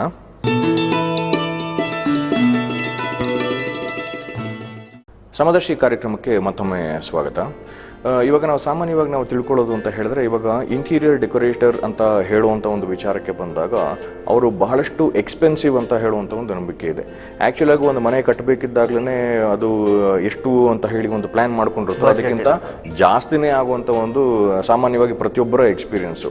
ಅದ್ರ ಜೊತೆಗೆ ಇದು ಒಂದು ಆ್ಯಡೆಡ್ ಎಕ್ಸ್ಪೆನ್ಸ್ ಅಂತಲೇ ಎಲ್ಲರೂ ಕನ್ಸಿಡರ್ ಮಾಡ್ತಾರೆ. ಸೊ ಹಾಗಾಗಿ ನಿಮ್ಮ ಪ್ರಕಾರ ಈ ಒಂದು ಇಂಟೀರಿಯರ್ ಡಿಸೈನಿಂಗ್ ಅಂತ ಹೇಳುವಂಥ ಒಂದು ಕಾಂಪೊನೆಂಟು ಯಾವ ರೀತಿಯಲ್ಲಿ ಜನ ಪ್ಲ್ಯಾನ್ ಮಾಡಬೇಕಾಗತ್ತೆ, ಅದನ್ನು ಇಂಟಿಗ್ರೇಟ್ ಮಾಡ್ಕೋಬೇಕಾಗ್ತದ ಅಥವಾ ಇದು ಆಪ್ಷನ್ ಅಲ್ಲ? ನಿಮ್ಮ ಎಕ್ಸ್ಪೀರಿಯನ್ಸ್ ಪ್ರಕಾರ ಯಾವ ರೀತಿ ಜನ ಪ್ಲ್ಯಾನ್ ಮಾಡ್ತಿದ್ದಾರೆ ಇತ್ತೀಚಿನ ದಿನಗಳಲ್ಲಿ, ಅದ್ರ ಬಗ್ಗೆ ಒಂದಷ್ಟು ಮಾಹಿತಿ ಪಡ್ಕೊಳ್ಳೋಣ. ಡೆಫಿನೆಟಾಗಿ ಇದು ಆಪ್ಷನಲ್ ಅಲ್ಲ. ಇಂಟೀರಿಯರ್ ಡಿಸೈನರು ಪ್ರತಿಯೊಂದು ಮನೆಗೂ ಬೇಕು. I mean if not interior designing, ಮನೆ ಅಂದಮೇಲೆ ಮಂಚ ಬೇಕು, ವಾರ್ಡ್ರೋಬ್ ಬೇಕು, ಕಾಟ್ ಬೇಕು, ಕರ್ಟನ್ಸ್ ಬೇಕು, ಸೋಫಾ ಬೇಕು, ಡೈನಿಂಗ್ ಟೇಬಲ್ ಬೇಕು, ಪ್ರತಿಯೊಂದು ಎಲಿಮೆಂಟ್ಸ್ ಬೇಕೇ ಬೇಕಾಗುತ್ತೆ. ಇದು ಒಂದು ಎಕ್ಸ್ಟ್ರಾ ಬರ್ಡನ್ ಅಂತ ಅವ್ರು ತಿಳ್ಕೊಳಕ್ಕಾಗಲ್ಲ. ಸೊ ಬೇಕು, ಅದು ಯಾವ ರೀತಿ ಬೇಕು ಅನ್ನೋದನ್ನ ನಾವು ಕೊಡ್ತೀವಲ್ಲ ಅಷ್ಟೇ. ಓಕೆ, ಬಟ್ ಇವಾಗ ಸಾಮಾನ್ಯವಾಗಿ ಇರುವಂಥ ಒಂದು ಪ್ರಶ್ನೆ ಅನೇಕ ಫ್ಯಾಮಿಲಿಗಳಲ್ಲಿ ಅಂತ ಹೇಳಿದಾಗ ಒಂದು ಆಲ್ವೇಸ್ ಒಂದು ಸ್ಪ್ಲಿಟ್ ಒಪಿನಿಯನ್ ಅಂತ ಹೇಳಿ ಇರ್ತದೆ. ಇವಾಗ ನೀವು ಹೇಳಿದಾಗನೇ these are all the essentials ಅಂತ ಹೇಳಿದ್ರೆ, ಇವಾಗ ನಮಗೆ ಒಂದು ಮಂಚ ಬೇಕೇ ಬೇಕಾಗ್ತದೆ, ಒಂದು ಕಿಡ್ಸ್ ರೂಮ್ ಬೇಕೇ ಬೇಕಾಗ್ತದೆ, ಟೇಬಲು ಬೇಕಾಗ್ತದೆ, ಸೋಫಾನು ಬೇಕಾಗ್ತದೆ, ಟೆಲಿವಿಷನ್ ಕ್ಯಾಬಿನೆಟ್ಟು ಬೇಕಾಗ್ತದೆ, ಪ್ರತಿಯೊಂದು ಬೇಕಾಗ್ತದೆ. ಅದೆಲ್ಲ ಸಿಕ್ಕುವಂಥದ್ದು ಮಾರ್ಕೆಟಲ್ಲಿ ಹೋಗಿ ಕೊಂಡ್ಕೊಂಡು ಬರ್ತಾರೆ. ಸೊ ಹಾಗಾಗಿ ಇವಾಗ ಇಂಟೀರಿಯರ್ ಡೆಕೋರೇಟರ್ನ ರೋಲ್ ಏನಲ್ಲಿ, ಅವ್ರದ್ದು ಒಂದು ಯಾತಕ್ಕಾಗಿ ಅವ್ರನ್ನ ಒಂದು ಸರ್ವಿಸಸ್ನ ಆಪ್ಟ್ ಮಾಡ್ಕೋಬೇಕು ಅನ್ನೋದು ಒಂದು ಬಹಳ ದೊಡ್ಡ ಪ್ರಶ್ನೆ. ರೋಲ್ ಯಾಕಬೇಕು ಅಂತ ಹೇಳಿದ್ರೆ, ಒಂದು ಶೋರೂಮ್ಗೆ ಹೋದರೆ ನಿಮ್ಗೆ ಅಲ್ಲಿ 10 ವೆರೈಟಿ ಇರುತ್ತೆ. ನಿಮ್ಗೆ ಯಾವ ಚೂಸ್ ಮಾಡಬೇಕು ಯಾವುದು ಅಂತ ನಿಮ್ಗೆ ಗೊತ್ತಾಗಲ್ಲ. ಅದೇ ರೀತಿ 10 ಶೋರೂಮ್ಸ್ ಇರುತ್ತೆ. ಈ ಶೋರೂಮಲ್ಲಿ ಸಿಗದೇ ಇರೋದು ಬೇರೆ ಕಡೆನೂ ಸಿಗ್ಬೋದು, ಅದು ಅವ್ರಿಗೆ ಗೊತ್ತಿಲ್ದಿರೋ ಇರ್ಬೋದು. ಸೊ ನಮಗೇನಾಗುತ್ತೆ ಅಂದರೆ, ಮಾರ್ಕೆಟಿಗೆ ಏನೇ ಹೊಸ್ದಾಗಿ ಬಂದ್ರೂ ಸೊ ಅದು ಆ ಶೋರೂಮ್ ಅವರು ನಮ್ಮ ಹತ್ರ ಬಂದು ಡಿಸ್ಕಷನ್ ಮಾಡಿ ಅವ್ರು ನಮಗೆ ಅಪ್ಡೇಟ್ ಮಾಡಿ ಹೋಗ್ತಾರೆ. ಸೊ ಅವಾಗ ಏನಾಗುತ್ತೆ ಅಂದರೆ, ನಾವು ಹೊಸದಾಗಿ ಯೂಸ್ ಮಾಡೋಕ್ಕೆ ಅವಕಾಶ ಜಾಸ್ತಿ ಆಗುತ್ತೆ. ಸೊ ಅವರೇ ಮಾಡಿಸ್ತೀನಿ ಅಂದಾಗ ಅವ್ರಿಗೆ ಸ್ವಲ್ಪ ಲಿಮಿಟೇಷನ್ಸ್ ಇರುತ್ತೆ. ಸೊ ಯಾವುದೋ ಒಂದು ಶೋರೂಮ್ಗೆ ಹೋಗಿ ಯಾವುದೋ ಒಂದು ಇಷ್ಟ ಆಯಿತು, ಒಂದು 3 ಜನ ಒಬ್ಬರು ಆಯಿತು ತೊಗೊಳಪ್ಪ ಇದೆ ಅಂತ ಅಷ್ಟರಲ್ಲೇ ಸ್ಯಾಟಿಸ್ಫ್ಯಾಕ್ಷನ್ ಆಗಿಬಿಡ್ತಾರೆ. ಸೊ ಇಂಟೀರಿಯರ್ ಡಿಸೈನರ್ ಅಂದರೆ ಅವ್ರಿಗೆ ಏನೋ ಒಂದು ಸ್ಪೆಷಲಾಗಿ ಕೊಡಬೇಕು. ಸ್ಪೆಷಲ್ ಅಂದರೆ ಯಾರೋ ಹೊರಗಡೆಯಿಂದ ಬಂದವರು ಇದು ಕಾಮನ್ ಅಂತ ಅನಿಸ್ಬಾರ್ದು. ಅವ್ರಿಗೆ ಬಂದಿದ ತಕ್ಷಣ ಮನೆಗೆ ವಾವ್ ಅಂತ ಫೀಲ್ ಆಗಬೇಕು. So that is the role of interior designer. Okay, but ಇವಾಗ ತಮ್ಮಂಥ ಒಂದು ಪ್ರೊಫೆಷ್ನಲ್ ಒಂದು ಸರ್ವಿಸಸ್ನ ಉಪಯೋಗಿಸ್ಕೋಬೇಕು ಅನ್ನೋ ಹಾಗಿದ್ರೆ ಎಷ್ಟು ಬರ್ಡನ್ ಆಗುತ್ತೆ? ಸಾಮಾನ್ಯವಾಗಿರುವಂಥ ಒಂದು ಮನುಷ್ಯ ಒಂದು ಮನೆ ಕಟ್ತಾ ಇದ್ದಾನೆ ಅಥವಾ ಇಂಟೀರಿಯರ್ ಡೆಕೋರೇಷನ್ ಮಾಡಿಸ್ಕೋಬೇಕು ಅನ್ನೋ ಹಾಗಿದ್ರೆ ಎಷ್ಟು ಡ್ಯಾಮೇಜಸ್ ಆಗುತ್ತೆ? ಆ್ಯಕ್ಚುಲಿ ನಾವು ಬರ್ಡನ್ ಕೊಡಲ್ಲ, ಇರೋ ಬರ್ಡನ್ನ ಕಮ್ಮಿ ಮಾಡ್ತೀವಿ. ಎಷ್ಟೋ ಕಡೆ ಸುಮ್ಮನೆ ಅನ್ನೆಸೆಸರಿ ಖರ್ಚು ಮಾಡ್ತಾ ಇರ್ತಾರೆ. ಯಾವುದೋ ವಾಲ್ಗೆ ಫುಲ್ಲು ಮಾರ್ಬಲ್ ಹಾಕ್ತಿರ್ತಾರೆ, ತುಂಬ ಅನ್ನೆಸೆಸರಿ ಖರ್ಚು ಮಾಡ್ತಿರ್ತಾರೆ. ಏನಕ್ಕಂದರೆ ತುಂಬ ಲುಕ್ ಚೆನ್ನಾಗಿ ಬರಲಿ ಅಂತ. So it's not necessary. Full wall granite marble ಮಾಡಿಸ್ಬಿಟ್ರೆ ಲುಕ್ ಬರುತ್ತೆ ಅಂತ ಏನಿಲ್ಲ. ಸೊ ಕಾಂಬಿನೇಷನ್ ಎಲ್ಲಿ ಕಾಸ್ಟ್ ಕಟಿಂಗ್ ಮಾಡ್ಬೋದು ಅದನ್ನು ನಾವು ಮೇಯ್ನಾಗಿ ಕೊಡ್ತೀವಿ ಅವ್ರಿಗೆ. ಸೊ ಎಲ್ಲಿ ಇನ್ವೆಸ್ಟ್ ಮಾಡಬೇಕು, ಎಲ್ಲಿ ಜಾಸ್ತಿ ಇನ್ವೆಸ್ಟ್ ಮಾಡಬೇಕು, ಎಲ್ಲಿ ಕಮ್ಮಿ ಇನ್ವೆಸ್ಟ್ ಮಾಡ್ಬೋದು, ಸೊ ಅದನ್ನು ಮೇಯ್ನಾಗಿ ಕೊಡ್ತೀವಿ. ಫಸ್ಟ್ ನಾವು ಅರ್ಥ ಮಾಡ್ಕೊತೀವಿ ಅವ್ರ ಬಡ್ಜೆಟ್ ಏನು, ಅವ್ರ ರಿಕ್ವೈರ್ಮೆಂಟ್ ಏನು ಅಂತ. ಸೊ ಆ ಬಡ್ಜೆಟ್ ತಕ್ಕನಾಗಿ ಎಲ್ಲನೂ ಕವರ್ ಆಗಬೇಕು, ಅವ್ರು ಸ್ಯಾಟಿಸ್ಫೈ ಆಗಬೇಕು, ಫೈನಲ್ ಆಗಿ ಮನೆ ಚೆನ್ನಾಗಿ ಬರಬೇಕು, ಅಷ್ಟೇ ನಮ್ಗೆ. ಓಕೆ, ಅವ್ರ ಬಜೆಟಲ್ಲಿ ನಿಮ್ಮ ಬಜೆಟು ಇನ್ಕ್ಲೂಡ್ ಆಗಿರುತ್ತೆ, ಅದು ಕವರ್ ಆಗುವಂಥದ್ದು ಸೂಕ್ತವಾಗಿ ಹೆಲ್ಪ್ ಮಾಡಿಕೊಡ್ತೀರಾ? ಡೆಫಿನೆಟ್. ಓಕೆ, ಬಟ್ ಇವಾಗ ಸಾಮಾನ್ಯವಾಗಿ ತಮ್ಮಂಥ ಒಂದು ಸರ್ವಿಸಸ್ನ ಪಡ್ಕೋಬೇಕು ಅನ್ನೋ ಹಾಗಿದ್ರೆ ಹೇಗೆ ಅಪ್ರೋಚ್ ಮಾಡ್ಬೋದು ಜನ? ಅದಕ್ಕೊಂದು ಪ್ರೋಸೆಸ್ ಅಂತ ಏನಾದರೂ ಇರ್ತದ? ಅದನ್ನು ಯಾವ ರೀತಿಯಲ್ಲಿ ಒಂದು ಮನಸ್ಥಿತಿ ಇಟ್ಕೊಂಡಿರ್ಬೇಕಾಗತ್ತೆ? ಸಾಮಾನ್ಯವಾಗಿ ನಾನು ಎಲ್ಲಾದರೂ ಪ್ರಾಜೆಕ್ಟ್ ಮಾಡಿದರೆ ಅವರು ಸರ್ಕಲಲ್ಲಿ ಯಾರಾದರೂ ನೋಡಿ ಇಷ್ಟಪಟ್ಟಿದ್ರೆ ಅವ್ರು ನನ್ನ ಕಾಲ್ ಮಾಡ್ತಾರೆ. ರೆಫರೆನ್ಸ್ ಥ್ರೂ ಬರುತ್ತೆ, ಒಂದ್ಸತಿ ವೆಬ್ಸೈಟ್ ನೋಡಿ ಬರ್ತಾರೆ ಜನಗಳು. ಸೊ ಏನಿಲ್ಲ, ಒಂದು ಕಾಲ್ ಮಾಡಿದ್ರೆ ಸಾಕು, ನಮ್ಮ ಎಕ್ಸ್ಪರ್ಟ್ಸ್ ಬರ್ತಾರೆ, ನಮ್ಮ ಇಂಟೀರಿಯರ್ ಡಿಸೈನರ್ಸ್ ಆಗಲಿ ಆರ್ಕಿಟೆಕ್ಟ್ಸ್ ಆಗಲಿ ವಿಸಿಟ್ ಮಾಡ್ತಾರೆ ಅವ್ರ ಪ್ಲೇಸ್ನ. ಫಸ್ಟ್ ನೋಡ್ತಾರೆ ಸೈಟ್ ಕಂಡೀಷನ್ ಹೆಂಗಿದೆ, ಕನ್ಸ್ಟ್ರಕ್ಷನ್ ಪ್ಲ್ಯಾನ್ ಚೆಕ್ ಮಾಡ್ತೀವಿ. ಸೊ ಎಲ್ಲ ಕರೆಕ್ಟಾಗಿದೆಯಾ, ಇಲ್ಲ ಏನಾದ್ರು ಚೇಂಜಸ್ ಬೇಕಾ. ಸೊ ಏನಾದ್ರು ಚೇಂಜಸ್ ನಮಗೆ ಫ್ರ್ಯಾಂಕಾಗಿ ಏನಾದರೂ ಇಷ್ಟ ಆಗಲಿಲ್ಲ ಅಂದರೆ ಫ್ರ್ಯಾಂಕಾಗಿ ಅಲ್ಲಿ ಡೈರೆಕ್ಟಾಗಿ ಹೇಳ್ಬಿಡ್ತೀವಿ. ಸೊ ಇದು ಈ ಪಿಲ್ಲರ್ ಇಲ್ಲಿ ಬರಬಾರ್ದಾಗಿತ್ತು ಮೇಡಮ್ ಅಂತ ಫ್ರ್ಯಾಂಕಾಗಿ ಹೇಳ್ಬಿಡ್ತೀವಿ. ಬಿಕಾಸ್ ಅದು ಇವರು ಗೊತ್ತಾಗಲ್ಲ, ಏನೋ ಮಾಡಿದ್ದಾರೆ ಟೆಕ್ನಿಕಲಾಗಿ ಮಾಡಿದ್ದಾರೆ ಅಂತ ಹೇಳಿ, ಬಟ್ ಟೆಕ್ನಿಕಲಾಗಿ ವಿಜುವಲಿನೂ ಚೆನ್ನಾಗಿ ಕಾಣಿಸೋ ಥರನೂ ಮಾಡ್ಬೋದು. ಸೊ ಅದು ಮುಂಚೆನೇ ಯೋಚನೆ ಮಾಡಬೇಕು. ಈಗ ಆದಮೇಲೆ ತಿರ್ಗಾ ಹೊಡೆದಾಕ್ಸೋಕೆ ಆಗಲ್ಲ, ತಿರ್ಗಾ ಕಟ್ಟೋಕ್ಕಾಗಲ್ಲ. ಇರೋದನ್ನ ಹೆಂಗೆ ನಾವು ನೀಟಾಗಿ ಮಾಡ್ಬೋದು ಅದನ್ನು. ಸೊ ಪಿಲ್ಲರ್ ಥರ ತೋರಿಸ್ದಿರೆ ಬೇರೆ ರೀತಿಯೂ ತೋರಿಸ್ಬೋದು. ಸೊ ನಾವೇ ಪರ್ಪಸಾಗಿ ಇಲ್ಲಿ ಇಟ್ಟಿದ್ದೀವಿ ಡಿಸೈನ್ಗೋಸ್ಕರ ಅನ್ನೋದು ರೀತಿಯಲ್ಲಿ ತೋರಿಸ್ಬಿಟ್ಟು ಅವರು ಆಗಿರೋ ತಪ್ಪನ್ನ ಹಂಗೇನೆ ನಾವು ಸರಿಪಡಿಸ್ಕೊಬೋದು. ಓಕೆ. ಬಟ್ ಇವಾಗ ಕೆಲವೊಂದು ಸಂದರ್ಭಗಳಲ್ಲಿ ಇವಾಗ ಇರುವಂಥ ಒಂದು ಪ್ರಾಪರ್ಟಿಗಳು ಅಂತ ಹೇಳಿದ್ರೆ, ಇವಾಗ ಒಂದು ಸ್ವಂತ ಮನೆ ಆಗಿರ್ಬೋದು, ಇಂಡಿಪೆಂಡೆಂಟ್ ಹೌಸ್ ಆಗಿರ್ಬೋದು, ಒಂದು ಅಪಾರ್ಟ್ಮೆಂಟ್ ಆಗಿರ್ಬೋದು, ಯಾವುದೇ ರೀತಿಯಂಥದ್ದಾಗಿರ್ಬೋದು, ಅದಕ್ಕೆ ಇವಾಗ ಒಂದು 15-20 ವರ್ಷ ಅಂತ ಹೇಳಿ ಆಗಿರುವಂಥ ಒಂದು ಏಜ್ ಆಗಿರ್ತದೆ. ಅದು ತುಂಬ ಹಳೇದು ಅಲ್ಲ ಒಡೆದು ಹಾಕ್ಬಿಟ್ಟು ಮತ್ತೊಮ್ಮೆ ಕಟ್ಟೋದಕ್ಕೆ, ಅಥವಾ ಹೊಸದಾಗೂ ಉಳಿದಿರುವಂಥದ್ದಿಲ್ಲ. ಇವಾಗ ಸಿಕ್ಕುವಂಥ ಒಂದು ಮಾಡರ್ನ್ ಫೆಸಿಲಿಟೀಸ್ ಆಗಿರ್ಬೋದು, ಬಾತ್ರೂಮಲ್ಲಿ ಆಗಿರ್ಬೋದು, ಬೇರೆ ರೀತಿಯಾದಂಥದ್ದು ಆಗಿರ್ಬೋದು, ಅದು ಇಲ್ಲದೆ ಇರುವಂಥ ಒಂದು ಚಾನ್ಸಸ್ ಇರ್ತದೆ. ಸೊ ಇಂಥ ಸಂದರ್ಭಗಳಲ್ಲಿ ನೀವು ಯಾವ ರೀತಿಯಾದಂಥ ಒಂದು ಅಡ್ವೈಸ್ ಕೊಡಬಹುದು, ಅಥವಾ ಎಷ್ಟು ಮಟ್ಟಿಗೆ ಇವಾಗ ಒಂದು ಪ್ಲಾನಿಂಗ್ ಅಂತ ಹೇಳಿ ಮಾಡಿಕೊಡ್ಬೋದು, ಎಷ್ಟು ಮಟ್ಟಿಗೆ ಬದಲಾವಣೆ ಅಂತ ಹೇಳುವಂಥದ್ದನ್ನು ಆ್ಯಕ್ಚುಲ್ ಆಗಿ ತರಿಸ್ಕೊಡ್ಬಹುದು? ಸೊ ಇರೋ ಸ್ಟ್ರಕ್ಚರ್ನ ಹೆಂಗೆ ಚೇಂಜ್ ಮಾಡ್ತೀವಿ ಅನ್ನೋದೇ ದಟ್ ಈಸ್ ಚಾಲೆಂಜಿಂಗ್.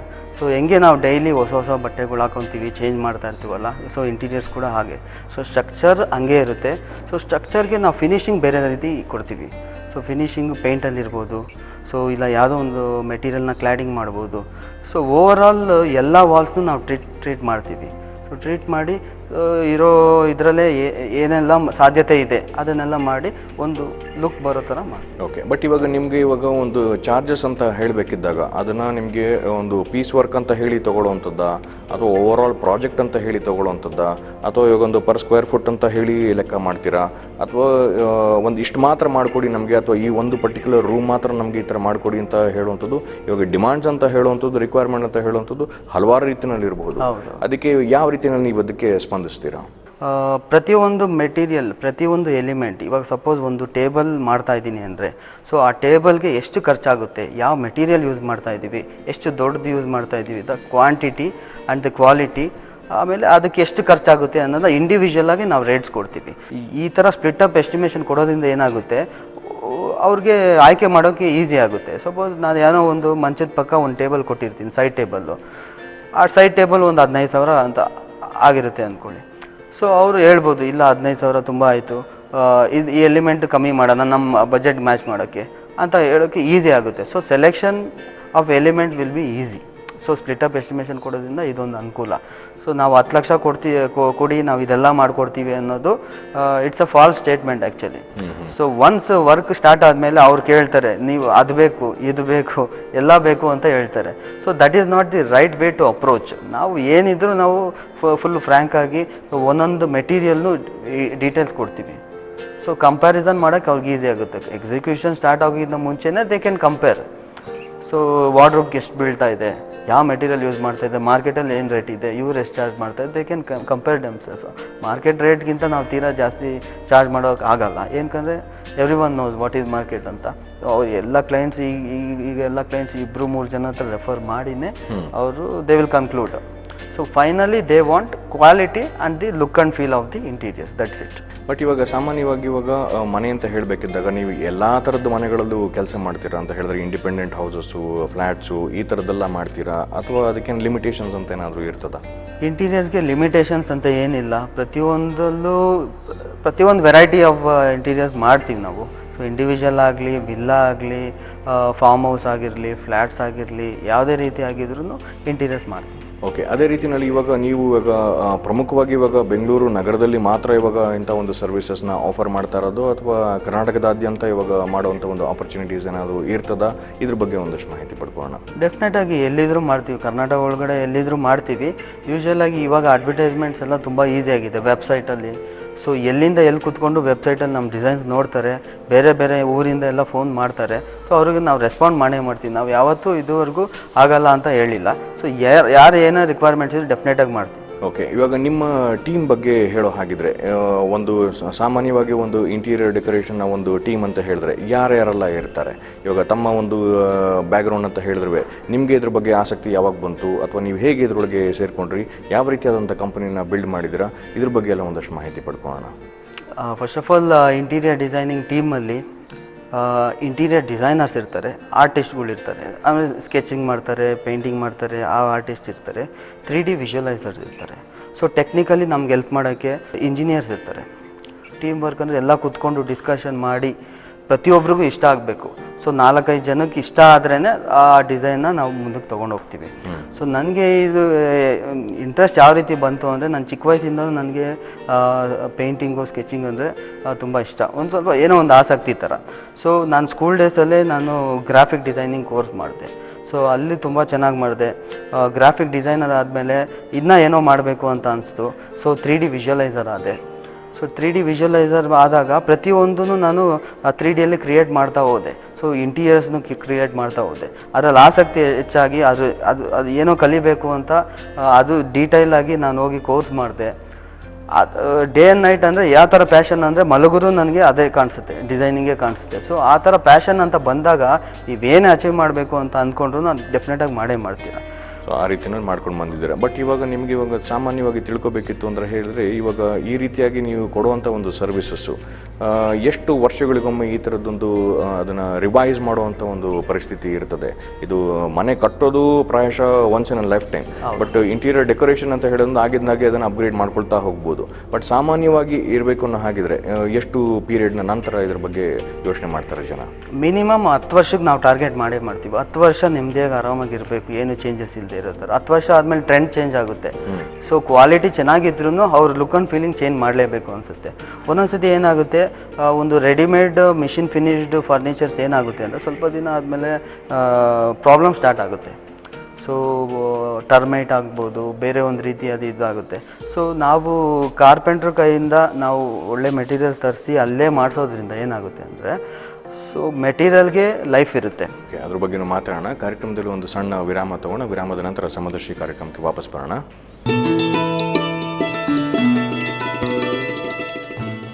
ಸಮದರ್ಶಿ ಕಾರ್ಯಕ್ರಮಕ್ಕೆ ಮತ್ತೊಮ್ಮೆ ಸ್ವಾಗತ. ಇವಾಗ ಸಾಮಾನ್ಯವಾಗಿ ಇವಾಗ ತಮ್ಮ ಒಂದು ಸರ್ವಿಸಸ್ ಅಂತ ಹೇಳಿ ಪಡ್ಕೊಳ್ಬೇಕಿದ್ದಾಗ ಒಂದು ಎಂಡ್ ಟು ಎಂಡ್ ಪ್ರೋಸೆಸ್ ಅಂತ ಹೇಳಿದ್ರೆ, ಇವಾಗ ಇಂಟೀರಿಯರ್ ಡಿಸೈನಿಂಗ್ ಅಂತ ಹೇಳುವಂಥದ್ದು ಮತ್ತು ಅದರ ಇಂಪ್ಲಿಮೆಂಟೇಷನ್ ಅಂತ ಹೇಳುವಂಥದ್ದು ಸಂಪೂರ್ಣವಾಗಿ ಇವಾಗ ಇದ್ರ ಬಗ್ಗೆ ಒಂದಷ್ಟು ಮಾಹಿತಿ ಪಡ್ಕೊಳ್ಳೋಣ ಅಂತ ಹೇಳಿದ್ರೆ, ಮೊದಲನೇದಾಗಿ ಹೇಗೆ ಶುರುವಾಗ್ತದೆ, ನಂತರ ಇವಾಗ ಎಲ್ಲಿ ತನಕ ಕೊನೆ ಆಗ್ತದೆ, ಕೊನೆಯಾದ ನಂತರವೇ ಇವಾಗ ತಮ್ಮ ಸರ್ವಿಸಸ್ನ ಪಡ್ಕೊಳ್ಳೋಂಥ ಅವಶ್ಯಕತೆ ಏನಾದರೂ ಇರ್ತದಾ, ಇದ್ರ ಬಗ್ಗೆನೂ ಒಂದಷ್ಟು ಮಾಹಿತಿ ಪಡ್ಕೊಳ್ಳೋಣ. ಏನಾಗುತ್ತೆ ಅಂದರೆ, ಕ್ಲೈಂಟ್ಸು ಇಂಟೀರಿಯರ್ ಡಿಸೈನರ್ನ ಕನ್ಸಲ್ಟ್ ಮಾಡೋದಕ್ಕೇ ಇನ್ನೂ ಮುಂದೆ ನೋಡ್ತಾರೆ ಎಷ್ಟೋ ಸರಿ. ಸೊ ಇವಾಗ ಅವ್ರನ್ನ ಕರೆದಿದ ತಕ್ಷಣ ನಾವು ಅವ್ರಿಗೆ ಕಮಿಟ್ ಆಗೋ ಥರ ಆ ರೀತಿಯಾಗಿ ಆಲೋಚನೆಗಳಿರುತ್ತೆ. ಆ ರೀತಿ ಆಲೋಚನೆ ಬೇಡ. ಆ್ಯಕ್ಚುಲಿ ಫಸ್ಟ್ ವಿಸಿಟ್ನ ಫ್ರೀಯಾಗಿ ಮಾಡ್ತೀವಿ. ಅದನ್ನು ಫಸ್ಟ್ ವಿಸಿಟ್ ಮಾಡಿ ಸೈಟ್ ಕಂಡೀಷನ್ ನೋಡಿ ನಿಮಗೆ ಏನು ಸರಿ ಇಲ್ಲ, ಏನು ಕೊಡ್ಬೋದು ಏನು ಕೊಡಬಾರ್ದು ಅಂತ ತೀರ್ಮಾನ ಮಾಡಿ, ಸೊ ನಾವು ನೆಕ್ಸ್ಟು ಮೀಟಿಂಗಲ್ಲಿ ಪ್ರಪೋಸಲ್ನ ತರ್ತೀವಿ. ಸೊ ನಿಮ್ಮ ಮನೇನ ಈ ರೀತಿ ಮಾಡ್ಬೋದು, ಯಾವ ರೀತಿ ಮಾಡ್ಬೋದು ಅಂತ ಒಂದು ಐಡಿಯಾ ಸಮೇತ, ನಿಮ್ಮ ಬಜೆಟ್ ಸಮೇತ ಎಸ್ಟಿಮೇಷನ್ನ ತರ್ತೀವಿ. ಸೊ ಎಸ್ಟಿಮೇಷನ್ನು, ಡಿಸೈನ್ ಕಾನ್ಸೆಪ್ಟ್ ಎಲ್ಲ ನೀವು ಕನ್ವಿನ್ಸ್ ಆದಮೇಲೆ ಸೊ ನೆಕ್ಸ್ಟ್ ಸ್ಟೆಪ್ ಸ್ಟಾರ್ಟ್ ಆಗುತ್ತೆ. ಸೊ ಫಸ್ಟ್ ವಿಸಿಟ್ಗೆ won't charge anything. Okay, but ಇವಾಗ ನೆಕ್ಸ್ಟ್ ಸ್ಟೆಪ್ ಅಂತ ಹೇಳಿದ್ರೆ ಹೇಗೆ ನಡೀತದೆ ಪ್ರೋಸೆಸ್? ಅದು ಫಸ್ಟು ನಾವು ಮನೆ ಫ್ಲೋರ್ ಪ್ಲ್ಯಾನ್ ತೊಗೊತೀವಿ. ಫ್ಲೋರ್ ಪ್ಲ್ಯಾನ್ ತೊಗೊಂಡು ಅಲ್ಲಿ ಯಾವ ರೀತಿ ಫರ್ನಿಚರ್ ಬರುತ್ತೆ ಎಲ್ಲ ಪ್ಲೇಸ್ ಮಾಡಿ, ಆ ಫರ್ನಿಚರ್ ಏನು ಕಾಸ್ಟ್ ಆಗುತ್ತೆ ಅಂತ ಫುಲ್ಲು ಎಸ್ಟಿಮೇಷನ್ನ ಮಾಡಿ, ಸೊ ಫೈನಲ್ ಬಜೆಟ್ನ ಅವ್ರಿಗೆ ತಿಳಿಸ್ತೀವಿ. ಸೊ ಸಪೋಸ್ ಇವಾಗ 10 ಲಕ್ಷ ಬಂತು.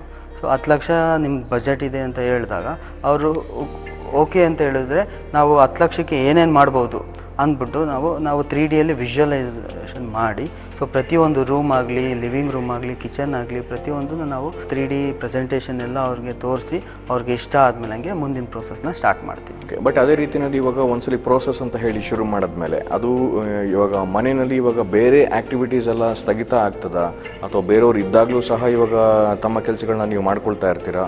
ಅದು ಕಾಂಬಿನೇಷನ್ ಒಟ್ಟಿಗೆ ಮಾಡುವಂಥದ್ದು, ಅಥವಾ ನಿಮಗೇನೆ ಪ್ರತ್ಯೇಕವಾಗಿ ಟೈಮ್ ಅಂತ ಹೇಳಿ ಕೊಡಬೇಕಾಗ್ತದ? ಇದೆಲ್ಲ ಒಂದಷ್ಟು ಪ್ರಶ್ನೆಗಳಿರ್ತದೆ. ಇದ್ರ ಬಗ್ಗೆ ಒಂದಷ್ಟು ತಿಳ್ಕೊಳ್ಳೋಣ. ಡೆಫಿನೆಟಾಗಿ ಕೆಲವೊಬ್ಬರ ಸಹಾಯ ನಮ್ಗೆ ಬೇಕಾಗುತ್ತೆ. ಸೊ ಮುಂಚೆ ಹೇಳ್ದಂಗೆ ಪ್ಲಾಸ್ಟ್ರಿಂಗ್ ಆಗೋಕ್ಕಿಂತ ಮುಂಚೆ ಕನ್ಸಲ್ಟ್ ಮಾಡಿದ್ರೆ ನಾವು ಎಲೆಕ್ಟ್ರಿಕಲ್ ಡ್ರಾಯಿಂಗ್ ಮಾಡೋಕ್ಕೆ ಈಸಿ ಆಗುತ್ತೆ. ಸೊ ಪ್ಲ್ಯಾನಿಂಗ್ ನಮ್ಮದು ಫರ್ನಿಚರ್ ಪ್ಲೇಸ್ಮೆಂಟ್ ಆದಮೇಲೆ ನಾವು ಎಲೆಕ್ಟ್ರಿಕಲ್ ಡ್ರಾಯಿಂಗ್ಸ್ ಕೊಡ್ತೀವಿ. ಆ ಎಲೆಕ್ಟ್ರಿಕಲ್ ಡ್ರಾಯಿಂಗ್ಸ್ ಪ್ರಕಾರ ಎಲೆಕ್ಟ್ರಿಷಿಯನ್ ಎಲ್ಲ ಅದನ್ನು ರೆಡಿ ಮಾಡಿಸ್ಬೇಕು. ಅವ್ರಿಗೆ ನಾವು ಗೈಡ್ ಮಾಡಬೇಕು. ಯಾರೇ ಎಲೆಕ್ಟ್ರಿಷಿಯನ್ ಅವ್ರ ಕಡೆ ಇರಲಿ ನಮ್ಮ ಕಡೆ ಇರಲಿ, ನಾವು ಅವ್ರಿಗೆ ಸೂಕ್ತವಾಗಿ ಹೇಳ್ಬೇಕಾಗುತ್ತೆ. ಸೊ ಎಲ್ಲೆಲ್ಲಿ ಪಾಯಿಂಟ್ಸ್ ಬೇಕು ಏನು ಬೇಕು ಅಂತ. ಸೊ ಅದಾದಮೇಲೆ ಪ್ಲಾಸ್ಟ್ರಿಂಗ್ ಆದಮೇಲೆ ಫ್ಲೋರಿಂಗ್ ಸಮಯದಲ್ಲೂ ನಮ್ಮನ್ನ ಕರೀತಾರೆ.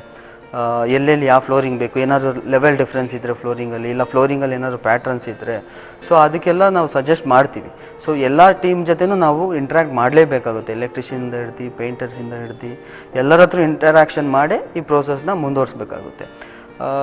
ನಾವು ಕೆಲಸ ಸ್ಟಾರ್ಟ್ ಮಾಡಿದ್ಮೇಲೂ ಹೊರಗಡೆ ಕೆಲಸ ಮಾಡ್ಕೊಬೋದು, ಎಕ್ಸ್ಟೀರಿಯರ್ ಎಲಿವೇಷನ್ಸ್ ಮಾಡ್ಕೊಬೋದು, ಬಾತ್ರೂಮ್ ಕೆಲಸ ಮಾಡ್ಕೊಬೋದು, ಸುಮಾರು ಕೆಲಸ ಇರುತ್ತೆ ಬಿಲ್ಡಿಂಗ್ ಅಂದಮೇಲೆ.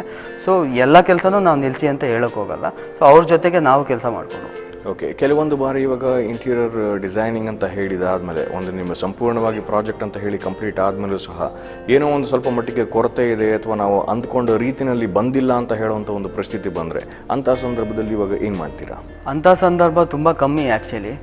ಏನಕ್ಕೆ ಅಂದರೆ ಫಸ್ಟೇ ನಾವು 3Dಯಲ್ಲಿ ತೋರಿಸಿರ್ತೀವಿ. ಅದಕ್ಕಿಂತ ಹೆಚ್ಚಾಗಿ ಪ್ರತಿಯೊಂದು ಸ್ಟೇಜಲ್ಲೂ ಇದು ಮಾಡೋಕ್ಕಿಂತ ಮುಂಚೆ ಈ ರೀತಿ ಮಾಡ್ತಾಯಿದ್ದೀವಿ ಅಂತ ಕ್ಲೈಂಟ್ ಹತ್ರ ಅಪ್ರೂವಲ್ ತೊಗೊಂಡು ಒಂದು ಯಾವುದೇ ಒಂದು ಮೆಟೀರಿಯಲ್ ಸೆಲೆಕ್ಷನ್ಸ್ ಟೈಮಲ್ಲಾದರೂ ಆಗಲಿ ನಾವು ಸೆಲೆಕ್ಷನ್ ಮಾಡಿದ್ಮೇಲೆ ಕ್ಲೈಂಟಿಗೆ ತೋರಿಸಿ, ಸೊ ಈ ರೀತಿಯಾದ ಕಲರ್ಸ್ ಇಲ್ಲಿ ಬರ್ತಾಯಿದೆ, ಈ ರೀತಿಯಾದ ಡಿಸೈನ್ಸ್ ಇಲ್ಲಿ ಬರ್ತಾಯಿದೆ ಅಂತ ತೋರಿಸಿ ಮಾಡ್ತೀವಿ. ಅದರಿಂದಾಗಿ ಪ್ರಾಬ್ಲಮ್ಸ್ ಕಮ್ಮಿ ಇರುತ್ತೆ. ಆದರೂ ಕೂಡ ಎಲ್ಲ ಮಾಡಿದ್ಮೇಲೆ ನನಗೂ ಇಷ್ಟ ಆಗಲಿಲ್ಲ, ಅವ್ರಿಗೂ ಇಷ್ಟ ಆಗಿಲ್ಲ ಅಂದರೆ ಅದನ್ನು ಡೆಫಿನೆಟಾಗಿ ಚೇಂಜಸ್ ಮಾಡೇ ಮಾಡ್ತೀವಿ. ಓಕೆ, ಇದು ಇವಾಗ ಸಾಮಾನ್ಯವಾಗಿ ನೀವು ಹೇಳಿದ್ದು ರೀತಿ ಅಂತ ಹೇಳಿದ್ರೆ ಇವಾಗ ಒಂದು ಮನೆ ಕಟ್ಟೋದಕ್ಕೆ ಮುಂಚಿತವಾಗಿ ಈ ರೀತಿಯಾಗಿ ಪ್ಲ್ಯಾನ್ ಮಾಡಿಕೊಂಡು ಅದನ್ನು ಎಕ್ಸಿಕ್ಯೂಟ್ ಮಾಡೋಂಥ ಒಂದು ಅವಕಾಶ. ಬಟ್ ಹಲವಾರು ಸಂದರ್ಭಗಳಲ್ಲಿ ಇವಾಗ ಹಳೆ ಮನೆನ ಸ್ವಲ್ಪ ಮಟ್ಟಿಗೆ ಮಾಡಿಫೈ ಮಾಡಬೇಕಾಗ್ತದೆ, ಅಥವಾ ಎಕ್ಸಿಸ್ಟಿಂಗು ಇವಾಗ ವಾಸ ಇರುವಂಥ ಒಂದು ಮನೆಯಲ್ಲಿ ಸ್ವಲ್ಪ ಮಟ್ಟಿಗೆ ಇಂಟೀರಿಯರ್ ಡೆಕೋರೇಷನ್ ಅಂತ ಹೇಳುವಂಥದ್ದನ್ನು, ಡಿಸೈನಿಂಗ್ ಅಂತ ಹೇಳುವಂಥದ್ದನ್ನು ಚೇಂಜಸ್ ಮಾಡಿ ಅಪ್ಗ್ರೇಡ್ ಮಾಡ್ಕೋಬೇಕು ಅಂತ ಹೇಳಿದ್ರೆ ಅಂಥ ಪರಿಸ್ಥಿತಿನ ಯಾವ ರೀತಿಯಲ್ಲಿ ಹ್ಯಾಂಡಲ್ ಮಾಡ್ತೀರಾ? ಅಂಥ ಪರಿಸ್ಥಿತಿನ ಏನು ಮಾಡ್ಬೋದು ಅಂತ ಹೇಳಿದ್ರೆ ನಾವು ಒಂದು ಪಾರ್ಟ್ ಬೈ ಪಾರ್ಟ್ ಮಾಡ್ಕೊಂಡು ಹೋಗ್ಬೋದು. ಎಂಟೈರ್ ಮನೇನ ಡಿಸ್ಟರ್ಬ್ ಮಾಡೋ ಬದಲು ಒಂದು ರೂಮ್ನ ಸಪ್ರೇಟಾಗಿ ಮಾಡ್ಬೋದು. ಸೊ ಆ ರೂಮ್ ಕಂಪ್ಲೀಟ್ ಆದಮೇಲೆ ಅವ್ರು ಅಲ್ಲಿ ಶಿಫ್ಟ್ ಆಗಿ ಬೇರೆ ರೂಮ್ ಇದು ಮಾಡ್ಬೋದು.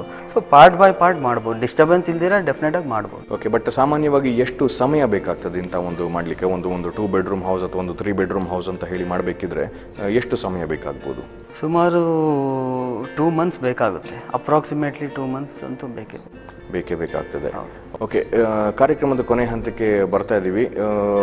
ತಮ್ಮ ಬಗ್ಗೆ, ಇವಾಗ ತಮ್ಮ ಕಂಪನಿ ಬಗ್ಗೆ ಎಷ್ಟರ ಮಟ್ಟಿಗೆ ಇವಾಗ ಇದನ್ನು ಬೆಳೆಸಿದ್ದೀರಾ, ಇನ್ನು ಮುಂದಿನ ದಿನಗಳಲ್ಲಿ ಯಾವ ರೀತಿ ಬೆಳಿಬೇಕು ಅಂತ ಇದ್ದೀರಾ ನಿಮ್ಮ ಫ್ಯೂಚರು, ಅದ್ರ ಬಗ್ಗೆ ಯಾವ ರೀತಿಯಾದಂಥ ಪ್ಲ್ಯಾನ್ಗಳನ್ನ ಮಾಡ್ಕೊಂಡಿದ್ದೀರಾ, ಅದ್ರ ಬಗ್ಗೆ ಒಂದಷ್ಟು ಮಾಹಿತಿನ ಶೇರ್ ಮಾಡ್ಕೊಳ್ಳೋಣ. ನಮ್ಮ ಕಂಪ್ನಿ ಗೋಲ್ ಇಷ್ಟೇ. ಸೊ ಎಲ್ಲರಿಗೂ ಒಳ್ಳೆ ರೀತಿಯಾದ ಸರ್ವಿಸ್ ಕೊಡಬೇಕು, ಎಲ್ಲರಿಗೂ ರೀಚ್ ಆಗಬೇಕು, ನಮ್ಮಲ್ಲಿರೋ ಟ್ಯಾಲೆಂಟ್ನ ಎಲ್ಲರಿಗೂ ಸಿಗೋ ಹಾಗೆ ಮಾಡಬೇಕು ಅನ್ನೋದೇ ನಮ್ಮ ಉದ್ದೇಶ. ಸೊ ಮುಂದಿನ ದಿನಗಳಲ್ಲೂ ಕೂಡ ಸೊ ಆಲ್ ಓವರ್ ಇಂಡಿಯಾ ನಮ್ಮ ಸರ್ವಿಸ್ನ ಕೊಡಬೇಕು ಅಂತ ನಾನು ಡಿಸೈಡ್ ಮಾಡಿದ್ದೀನಿ. ಓಕೆ, ಇವತ್ತಿನ ಕಾರ್ಯಕ್ರಮದಲ್ಲಿ ಭಾಗವಹಿಸಿ ಸಾಕಷ್ಟು ಮಾಹಿತಿನ ದೊರಕಿಸ್ಕೊಟ್ಟಿದ್ದೀರಾ. ನಮ್ಮ ವೀಕ್ಷಕರೆಲ್ಲ ಪರವಾಗಿ ತಮಗೆ ಧನ್ಯವಾದಗಳು. ವೀಕ್ಷಕರೇ, ಮತ್ತೆ ಮುಂದಿನ ಕಾರ್ಯಕ್ರಮದಲ್ಲಿ ಭೇಟಿಯಾಗೋಣ. ನಮಸ್ಕಾರ.